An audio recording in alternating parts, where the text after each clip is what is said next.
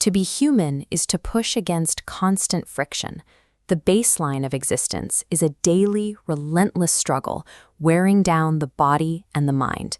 That heavy, grinding persistence creates a deep psychological void. Chronic exhaustion demands a cure, a rapid, painless exit from the cold reality of the fight. In 1981, the Stranglers mapped the precise architecture of that surrender. Lead singer and guitarist Hugh Cornwell provided the voice for the temptation. Golden Brown operates as an archaic blueprint. It details the precise moment the human mind decides the weight is too heavy, willingly trading its autonomy for a manufactured peace. This map tracks the trajectory of a mysterious force originating from the east and heading west.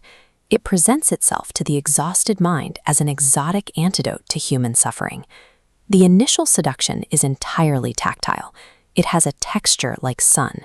It demands zero energy. It effortlessly lays you down, stripping away the instinct to fight back. That there is a heavy contract hiding underneath that warmth. To acquire the peace, the subject must allow this alien liquid to breach their consciousness. Accepting that warmth is an unwitting transfer of authority. You have granted a foreign entity permission to run throughout the night inside your psyche. Cornwell masks this internal psychological collapse as a grand maritime exploration. Reaching for those distant lines initially feels like boundless horizon and absolute freedom. The claustrophobic walls of daily reality completely dissolve. Jean-Jacques Brunel's lethargic, repetitive bassline serves as the rhythmic weight, steadily dragging the listener below the surface of the water. This diagram illustrates the acoustic mechanics of slowed and reverb audio. The sound waves stretch out and expand, creating a literal acoustic simulation of sinking into deep water and losing all spatial awareness. This induces a potent physiological illusion. The physical body slows to a near crawl, while the isolated mind is tricked into believing it is rapidly crossing vast oceans. That false sensation of infinite expansion lures the mind too far from the shore. Then comes the moment of terrifying clarity. The mind realizes it is no longer exploring. It is lost on the ship. Being tied to the mast is an ancient Odyssean metaphor.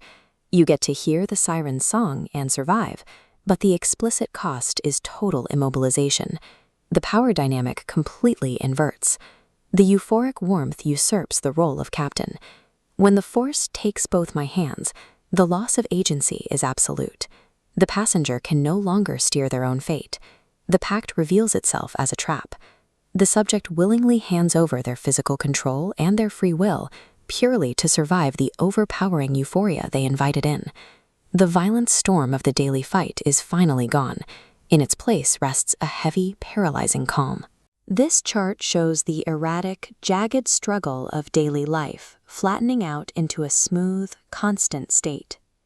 The lyrics explicitly repeat the promise of never a frown, never ever ever, locking the subject into a state of eternal permanence. A perfectly smooth, unmoving line marks the total absence of human friction.